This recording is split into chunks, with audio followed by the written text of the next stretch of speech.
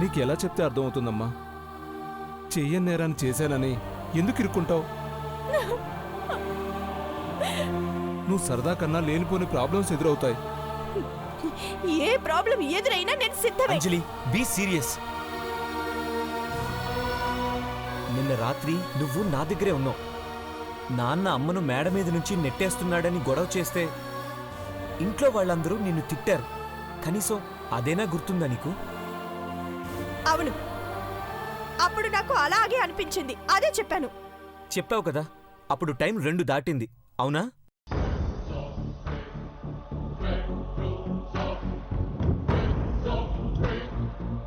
ఈరోజు ఉదయం మారెమ్మను చంపేశావని మళ్ళీ గొడవ పెట్టావు.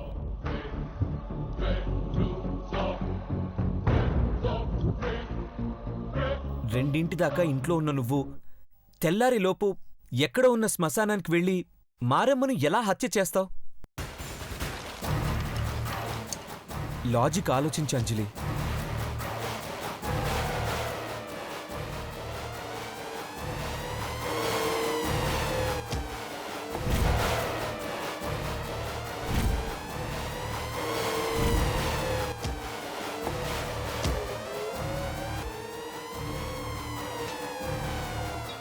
నువ్వన్నది కరెక్టే బావా,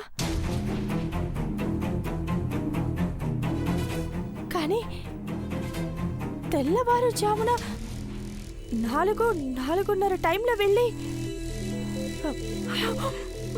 మారేమ్మని చంపేసి ఉండొచ్చు కదా.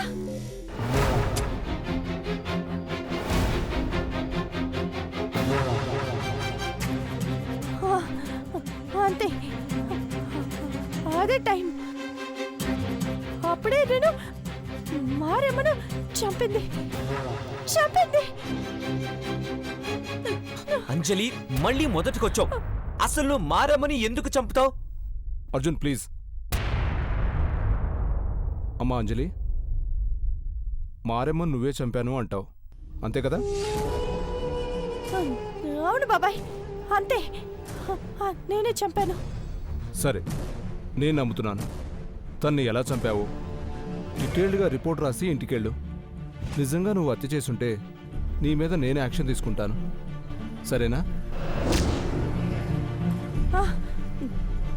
అలాగే బాబాయ్, అలాగే. ప్రతాప్, అంజలి దగ్గర రిపోర్ట్ తీసుకో. అంజలి, వెళ్ళమ్మా. బాబాయ్, మళ్ళీ ఏంటమ్మా? ఎలాగైనా నాకు శిక్ష పడేలా చూడండి బాబాయ్. ముందు నువ్వు వెళ్ళి నేను చెప్పింది చెయ్యి.